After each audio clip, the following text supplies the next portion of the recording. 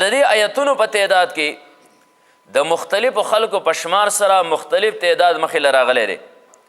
یو د اهل مدینې والو او اهل مدینې والو کې بیا دوه قسمه خلک دی، متقدمین دی او متاخرین دی. راغو جدا جدا حساب او په هغې باندې جدا هغه شمار چې دی نو وجود ته راغلی دی. بیا مدینې والا د مکې والو په نسبت باندې بیا یو جدا شمار دی، او بیا اهل کوفی والا د قرآن کریم آیتونه چې شمارلي د هغوی یو جدا شمار دی. بصري والا د هغو جدا تعداد دی، او اهل شام والا چې شمارلي د هغې جدا تعداد دی. او حضرت عایشه صدیقه رضی الله تعالی عنها دی چې د قرآن کریم د آیتونو کم تعداد خولی د هغې بیا جدا شمار دی. دا جدا جدا ولی دی؟ دا ذکر دی چې بعضې خلکو هغه څه جملې په دوو آیتونو کې تقسیم کړي وي، په دې ځای باندې آیت تقسیم شو. او چا چې دی دغه دوو آیتونو ته یو آیت ویلی، لکه انشاءالله سورې فاتحه کې بیا هلته دا تفصیل مخې له راشي. هلته مونږ وایو چې سورې فاتحه کې 100 آیتونه دي، د چا په نسبت باندې په کم ځای آیت پوره کړي او د چا په نسبت په کم ځای آیت پوره کړي. نو په دې وجه باندې د قرآن کریم د آیتونو مختلف شمار راغلی. نو د اهل مدینې چې کوم ړومبی شمارو د هغو په نسبت باندې د قرآن کریم آیتونه چې نو دا 6000 د 6,000 دي. او بیا د اهل مدینې وروستي خلک چې کوم راغله متاخرین او د هغوی چې کوم شمار دی نو د هغوی د شمار مطابق د قرآن آیتونه 6,200 او 14 دي، 6,214 آیتونه دي د هغوی په نسبت باندې. او بیا د اهل مکه په نسبت باندې مکې والا چې د قرآن کریم تقسیم د آیتونو په اعتبار سره کړی دی نو هغه وایي چې دا 6,219 دي، 6,219. او بیا د کوفې والو په نسبت باندې چې هغو د قرآن کریم کم د آیتونو شمار کړی دی نه 6,200 او 6,000 6,236. او اهل بصري والا چې د قرآن کریم د آیتونو کم تقسیم کړی دی نو 6,204 دي، 6,204.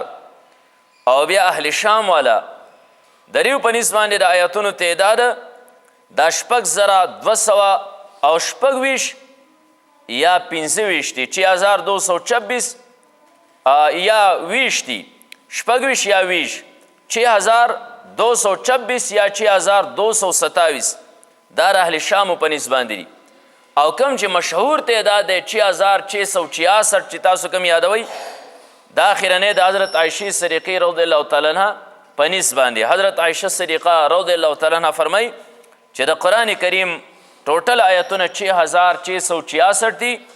او همدغه 6,666 دا په اعتبار د مضامینو سره دي. لکه د قرآن د مضامینو په اعتبار سره تقسیم د آیتونو داسې شوی، ما تاسو ته ویلي چې کم ځای یو خبره ختمه شي په صورت کې دننه وړوکی تقسیم دی، یو خبره ختم شي، یو فقره ختمه شي، یا یو مستقل حکم وي، نو په هغه ځای ورته نښه ولګوي چې په دې ځای آیت پوره شي.